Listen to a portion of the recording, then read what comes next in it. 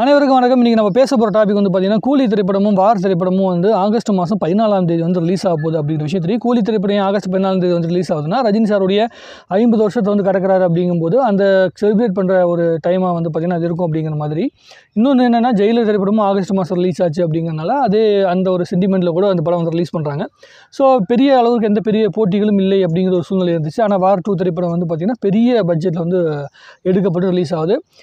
RRR படத்தில் நடிச்ச நம்மளுடைய ஜூனியர் என்டிஆர் அவர்கள் வந்து வில்லன் கேரக்டர் வந்து பண்ணியிருக்காப்புல, ஹிருத்திக் ரோஷன் அவர்கள் வந்து ஒரு கேரக்டர் வந்து பண்ணியிருக்காப்புல. ஸோ இவங்க 2 பேருக்கு இடைப்பட்ட அந்த ஃபேஸ் ஆஃப்னு சொல்லுவாங்கள்ல, அந்த எலியும் பூனியுமா சண்டை போட்டுப்பாங்களா, அந்த மாதிரி ஒரு கான்செப்ட் தான் இதை வந்து வார் திரைப்படம் வந்து எடுக்கப்பட்டிருக்கு.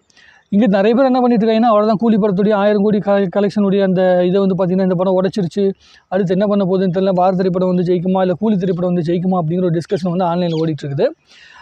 நம்ம வந்து ஒரு கணக்கு வச்சுக்கலாம். ரஜினி சாரோட படங்கள் வந்து இங்கே இருக்கிற திரைப்படம் வந்து ஹிந்தியில் படம் ஓடி இருக்குது, 2.0 திரைப்படம் கூட ஓடி இருக்குது நார்த் இந்தியன் ஆர்டிஸ்ட்டை வச்சு படம் பண்ணும்போது. ஆனால் நார்த் இந்தியாவில் இருக்கிற எந்த ஒரு ஆர்டிஸ்ட்டோட படம் வந்து இங்கே மிகப்பெரிய கலெக்ஷன் எடுத்துருக்கு நீங்கள் எடுத்து பார்த்தீங்கன்னா ரொம்ப ரொம்ப கம்மி. நம்மளுடைய ஷாருக் கானுடைய ஜவான் திரைப்படம் 1000 கோடி கலெக்ஷன் எடுத்துச்சு அப்படின்னா கூட அது ஓவர்சீஸ்லேயும் நார்த்தில் தான் வந்து நிறைய ஓடி இருக்கே தவிர சவுத் இந்தியாவில் ஓடலை.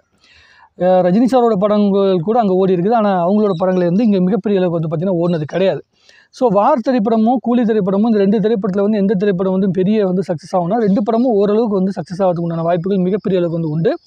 கூலி திரைப்படத்தை பொறுத்த வரைக்கும் இருக்கிற அந்த ஹைப்புக்கு வந்து தமிழ், தெலுங்கு, கர்நாடகா, மலையாளம் இது எல்லா இடங்கள்லையுமே வந்து பார்த்திங்கன்னா படத்துக்கான ஓப்பனிங் வந்து மிகப்பெரிய அளவுக்கு வந்து அழுத்தமாக இருக்கும். ஹிந்தி மார்க்கெட்டில் கூட வந்து அமீர் கான் நடிச்சிருக்காரு அப்படின்னு சொல்கிறதுனால அதுக்கும் வந்து மிகப்பெரிய ஓப்பனிங் வந்து இருக்கும். ஸோ வேர்ட் ஆஃப் மவுத் வந்து நல்லா வந்துருச்சுனாலே படம் மிகப்பெரிய அளவுக்கு வந்து பார்த்திங்கன்னா பேசப்படும். இங்கே ஒரே ஒரு ப்ராப்ளம் என்னென்னா, ஸ்க்ரீன் வந்து ஸ்க்ரீன் வந்து பார்த்திங்கன்னா கிடைக்கிறது தான் இங்கே மிகப்பெரிய விஷயம்.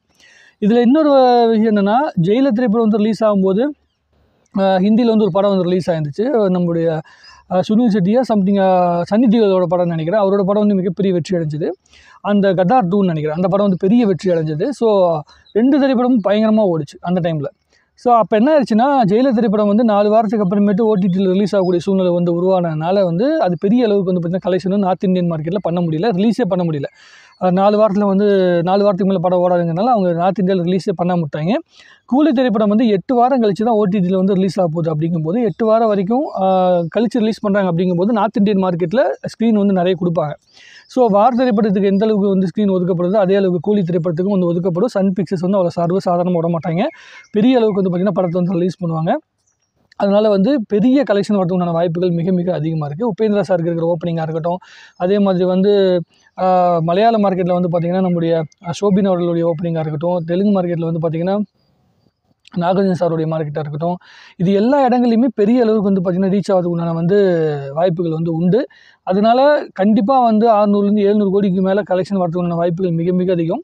கூலி திரைப்படத்தை பொறுத்த வரைக்கும் தமிழ், தெலுங்கு, மலையாளம், அதுக்கப்புறமேட்டு சவுத் இந்தியா ஃபுல்லாக கிட்டத்தட்ட வந்து பார்த்திங்கன்னா ஓப்பனிங் வந்துடும். அதுக்கப்புறமேட்டு நார்த் இந்தியன் மார்க்கெட்டில் ஃபஸ்ட்டு வார் 2 வந்து ரிலீஸ் ஆன முதல் 2 வாரங்கள் 3 வாரங்கள் வரைக்குமே வந்து வார் 2க்கு வந்து நிறைய ஸ்க்ரீன் கிடைக்கிறதுக்கு வாய்ப்புகள் இருக்குது. ஃபஸ்ட்டு வீக் தாண்டின பிறகு படத்துடைய ஓப்பனிங் எப்படி இருக்குது, கூலி நல்லா இருக்குதா வார் நல்லா இருக்குதா அப்படிங்கிற கான்செப்ட் வந்த பிறகு ஒரு 1 மந்த்துக்கு பிறகு வந்து கூலிக்கு வந்து நிறைய ஸ்க்ரீன் கிடைக்கிறதுக்கான வாய்ப்புகள் வந்து இருக்கும் அப்படின்னு நான் நம்புகிறேன். படம் வந்து அந்தளவுக்கு நல்லா வந்திருக்கு அப்படின்னு வந்து பார்த்திங்கன்னா எல்லோரும் சொல்லிட்டு இருக்காங்க. அனிருத்தோட பேட்டியாக இருக்கட்டும், லோகேஷ் கனகராஜோடைய கான்ஃபிடென்ட்டாக இருக்கட்டும், இது எல்லாத்தையும் பார்க்கும்போதே தெரியுது அவங்க பயங்கரமான ஒரு ஒர்க்கை பண்ணியிருக்காங்க அப்படிங்கிறத வந்து நம்மளால் உணர முடியுது. கூலி திரைப்படமும் ஜெயிலர் 2 திரைப்படம் மட்டும்தான் தமிழ் சினிமாவுக்குள்ளே இப்போதைக்கு வந்து 1000 கோடி ரூபாயை வந்து நெருங்குற அளவுக்கு பிஸ்னஸை வந்து உருவாக்குற அளவுக்கு வந்து பார்த்திங்கன்னா ஸ்பேஸில் இருக்குது. மற்ற எந்த ஒரு படங்களுக்குமே அந்தளவுக்கு ஸ்பேஸ் இப்போதைக்கு அடுத்து பண்ணப்பட்டு இருக்க எந்த படங்களுக்குமே அவ்வளோ பெரிய ஸ்பேஸ் கிடையாது. 400 கோடி 450 கோடிக்கு மேலே பிஸ்னஸே கிடையாது. அதையும் தாண்டி போனால் வந்து மேக்ஸிமம் புல் பண்ணி விஜய் அவர்களுடைய கடைசி படம் ஜனநாயகன் அப்படின்னு சொல்லி படம் நல்ல டாக்கு வந்து அது வந்து நார்மலான கதை இல்லாமல் கொஞ்சம் எக்ஸ்ட்ரானரி கதையாக இருந்தாலும் கூட அது வந்து 350லேருந்து 450 கோடி வரைக்கும் தான் மேக்ஸிமம் புல் பண்ண முடியும் கடைசி படம்னு சொன்னால் கூட. ஏன்னா அதுக்கு மேலே அந்த படத்துக்கான மார்க்கெட்டு கிடையாது. ஏன்னா இப்போ லியோ படம் வந்து ஓரளவுக்கு கலெக்ஷன் வந்துச்சு அப்படின்னு சொல்கிறாங்கன்னா அதுக்கு உண்டான ஸ்பேஸ் இருந்துச்சு. எல்லா ஸ்டேட்லேயுமே வந்து பார்த்திங்கன்னா அந்த படத்துக்கு உண்டான ஒரு தாட் ப்ராசஸ் இருந்துச்சு, இந்த எல்சியூங்கிற ஒரு தாட் ப்ராசஸ் இருந்துச்சு. ஸோ அதனால் வந்து பெரிய அளவுக்கு வந்து பிஸ்னஸ் ஆச்சு.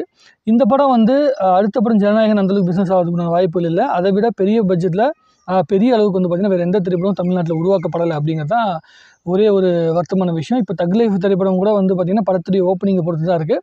கதை எவ்வளோ ஸ்ட்ராங்கான விஷயமா இருக்குது, எல்லா ஸ்டேட்டுக்குமே அந்த கதை வந்து ஓரளவுக்கு கனெக்டடாக இருக்குதா அப்படிங்கிற விஷயத்தை நம்ம வந்து பார்த்த பிறகு தான் முடிவு பண்ண முடியும். ஆக கூலி திரைப்படம், வார் 2 திரைப்படம் 2 திரைப்படத்தையும் நீங்கள் வந்து கம்பேர் பண்ணும்போது 2 திரைப்படங்களும் வெற்றி அடையணும். எனக்கு 2 பேருமே ரொம்ப பிடிக்கும். ரஜினி சார் ரொம்ப பிடிக்கும். அதே மாதிரி ஹிருத்திக் ரோஷனையும் ரொம்ப பிடிக்கும். ரொம்ப ஹம்பிளான பர்சன்ஸ் 2 பேரும் அப்படிங்கன்னா 2 பேரும் பிடிக்கும். 2 பேருடைய படங்களும் பெரிய அளவுக்கு வந்து சக்ஸஸ் ஆகணும். 2 படங்களுமே 1000 கோடி கலெக்ஷன் எடுக்கணும். அந்த அளவுக்கு வந்து பார்த்திங்கன்னா ஸ்பேஸ் இருக்கணும் அப்படின்னு வந்து நான் நம்புகிறேன். கண்டிப்பாக அந்த டைமில் வந்து நிறைய ஸ்பேஸ் இருக்கும் அப்படின்னு நான் நம்புகிறேன். ஏன்னா எல்லா ஆடியன்ஸுமே வந்து படம் பார்க்கறதுக்கு உண்டான மனநிலையில் இருப்பாங்க அப்படின்னு நம்புகிறேன். அதுதான் எனக்கு தோணுது. தமிழ் சினிமாவை பொறுத்த வரைக்கும் கூலி திரைப்படம் வந்து ஏற்கனவே பண்ண கலெக்ஷன்ஸை விட மிகப்பெரிய ஒரு பெஞ்ச் மார்க் வந்து உருவாக்குறதுக்கு உண்டான வாய்ப்புகள் மிக மிக அதிகம். அந்த பெஞ்ச் மார்க் உருவாக்குன பிறகு லோகேஷ் கனகராஜுடைய மார்க்கெட்டுடைய வேல்யூ வந்து ரொம்ப ரொம்ப அதிகமாகும். சம்பளம் அதிகமாகுது இல்லையோ, மார்க்கெட் வேல்யூ வந்து ரொம்ப ரொம்ப அதிகமாகும். அடுத்து வந்து கைதி 2 திரைப்படம் வந்து பிளான் பண்ணியிருக்காரு. அப்புறம் விக்ரம் 2 வந்து பிளான் பண்ணியிருக்காரு. அப்புறம் ரோலெக்ஸோட ஸ்டாண்ட் அலோன் படம் வந்து பிளான் பண்ணியிருக்காரு. அதெல்லாம் வரும்போது இன்னும் பெரிய அளவுக்கு வந்து பார்த்திங்கன்னா மார்க்கெட் உருவாகும். ஆக கூலி திரைப்படத்துடைய வெற்றிக்காகவும் வார் திரைப்படத்துடைய வெற்றிக்காகவும் 2க்காகவும் நம்ம வந்து காத்துட்ருக்கிறோம். இந்த ஆன்லைனுக்குள்ளே இருக்கிற இந்த புரிதல் இல்லாமல் வார் திரைப்படத்துடைய கதை என்னன்னே கூட தெரியாமல் வந்து பல பேர் வந்து உருட்டிகிட்டு இருப்பாங்க. அந்த படம் ஓடுனது வந்து மிகப்பெரிய காரணம் என்னென்னா ஹிருத்திக் ரோஷனுடைய அந்த லுக்கு, அவர் போட்ட எஃபோர்ட்டுக்காக தான் வந்து அந்த படம் ஓடிச்சு. இந்த படத்துக்கு வந்து அந்த எஃபோர்ட்டை வந்து பேசவே முடியாது. ஏன்னா ஆல்ரெடி அவர் அந்த லுக்கில் தான் இருக்கார். ஸோ இந்த படத்துடைய கதை நல்லா இருந்தால் ஒழிய அந்த படம் மிகப்பெரிய வெற்றி அடையக்கூடிய வாய்ப்புகள், அதாவது இவங்க சொல்கிற அளவுக்கு பெரிய வெற்றி அடையணும், அதை காம்படிட் பண்ணுற அளவுக்கு வந்து வெற்றி அடையணும் அப்படிங்கிற ஒரு சூழ்நிலைகள் வந்து கிடையாது. ஏன்னா நிறைய நல்ல நல்ல படங்கள் வந்து ஹிந்தி சினிமாவில் வந்துச்சு. பட் ஆனால் அது பெரிய கலெக்ஷன் எடுக்கல. மைதான் ஒரு படம் வந்துச்சு, ரொம்ப நல்ல படம், அஜய் தேவ்கன் நடித்த படம். ஆனால் அந்த படம் வந்து பெரிய அளவுக்கு வந்து பார்த்திங்கன்னா கலெக்ஷன் எடுக்கல. ஆனால் 3-2ன்னு ஒரு படம் வந்துச்சு. அந்த திரைப்படம் வந்து ஒரு நார்மல் கதை தான். பட் ஆனால் ஆல்ரெடி ஃபஸ்ட்டு பார்ட் ஹிட் ஆனதுனால அதோடைய ஃபேமில் வந்து மிகப்பெரிய வெற்றி அடைஞ்சது. எதிர்பார்க்க முடியாத அளவுக்கு 800 கோடிக்கு மேலே கலெக்ஷன் வந்துச்சு. ஸோ எந்த படம் வெற்றி அடையணும்னு நம்மளால் சொல்லவே முடியாது. வெறும் பிரம்மாண்டத்தை மட்டுமே நம்பி ஒரு படம் பெரிய வெற்றி அடைஞ்சிடும் அப்படின்னு சொல்ல முடியாது. அது காம்படிட் பண்ணணும்னு சொல்ல முடியாது. படம் வந்ததுக்கு பிறகு அது மக்கள்கிட்ட எந்த அளவுக்கு கனெக்ட் ஆகுது, அவங்களை என்டர்டெயின் பண்ணுதா அப்படிங்கிற விஷயத்தை பொறுத்து மட்டும் தான் அது மிகப்பெரிய வெற்றி அடையும் அப்படின்னு நான் நம்புகிறேன். ஜூனியர் NTR இருக்கார், அதனால் வந்து தெலுங்கு மார்க்கெட் வந்து பார்த்திங்கன்னா கூலி திரைப்படத்துக்கு அடிவாங்க அப்படிலாம் நிறைய பேர் சொல்லிட்டு இருக்காங்க. அப்படிலாம் கிடையாது. நீங்கள் தேவரா படமே வந்து பார்த்திங்கன்னா தெலுங்கு ஆடியன்ஸ்னால பெரிய அளவுக்கு வந்து ஏற்றுக்கொள்ளப்பட்ட படம் கிடையாது. அது வந்து RRR படம் மூலமாக வந்து அந்த ஃபேம் மூலமாக அந்த படம் வந்து வியாபாரம் செய்யப்பட்டு விட்டு முடிஞ்சாச்சு. அடுத்து வேறு ஆப்ஷனே கிடையாது. இந்த ஒரு ஆப்ஷன் மட்டும்தான் இருக்குது. எப்படின்னா, இந்த படம் தனிமையாக வந்து ஜூனியர் NTR நடித்தார்னா அந்த படம் மிகப்பெரிய அளவுக்கு வந்து பார்த்திங்கன்னா ரசிகர்கள் ரசிப்பாங்க தெலுங்கு ஆடியன்ஸில். இந்த மாதிரி சைடு ஆக்டராக வந்து நடிக்கிறாங்க, இல்லை வந்து டபுள் ஹீரோ சப்ஜெக்டில் நடிக்கிறாங்க அப்படின்னா அந்த படத்தை மிகப்பெரிய வெற்றி கொடுத்ததில்ல. குறிப்பாக டப்பிங் திரைப்படத்துக்கு அவ்வளோ பெரிய ஃபேம் வந்து கொடுத்தது கிடையாது. சவுத் இந்தியாவில் இருக்கிற ரஜினி சாருக்கு கொடுத்த, கமல் சாருக்கு கொடுத்த, சூர்யாவுக்கு கொடுத்த, கார்த்திக்கு கொடுத்த அந்த ஃபேமு கூட நார்த் இந்தியாவிலேருந்து வந்த எந்த ஒரு பெரிய ஆர்டிஸ்ட்டுக்குமே வந்து பார்த்திங்கன்னா தெலுங்கு சினிமாவில் கொடுத்ததே கிடையாது. அது அவங்களுடைய ஆர்டிஸ்ட் உள்ளே நடிச்சிருந்தால் கூட பெரிய அளவுக்கு வந்து ஃபேமை கொடுக்க மாட்டாங்க. சவுத் இந்தியன் ஆர்டிஸ்ட்டுக்குள்ளே இருக்கிற அந்த கல்ச்சர் தான் வந்து இவங்களுக்கு செட் ஆகும். அதனால் கூலி திரைப்படம் வந்து மிகப்பெரிய ஒரு அட்ராக்ஷனை உருவாக்குறதுக்கான வாய்ப்புகள் இருக்குது. இப்போ நான் சொன்னேன்னா வந்து என்னமோ நான் ரஜினி சாரோட ஃபேன் அதனால தான் சொல்லிட்டு இருக்கேன்னு சில பேர் சொல்லிட்டு இருப்பாங்க. படம் வரும்போது அதுக்கான ஃபேம் கிடைக்கும்போது அதுக்குண்டான தாட் ப்ராசஸ் நடக்கும்போது உங்களுக்கே புரிய ஆரம்பிக்கும் அப்படின்னு நான் நம்புகிறேன். நடக்கும்போது தானே எல்லாமே தெரியும். இப்போதைக்கு நம்ம டிஸ்கஷன் தானே பண்ணுறோம். எனக்கு தெரிஞ்சு நான் சொல்லிட்டேன். உங்களுக்கு தெரிஞ்சு நீங்கள் தாராளமாக கமெண்ட்டில் சொல்லலாம். மறுபடியும் அடுத்த வீடியோவில் பேசலாம். நன்றி, வணக்கம். வாழ்க தமிழ்நாடு, வளர்க தமிழ் சினிமா.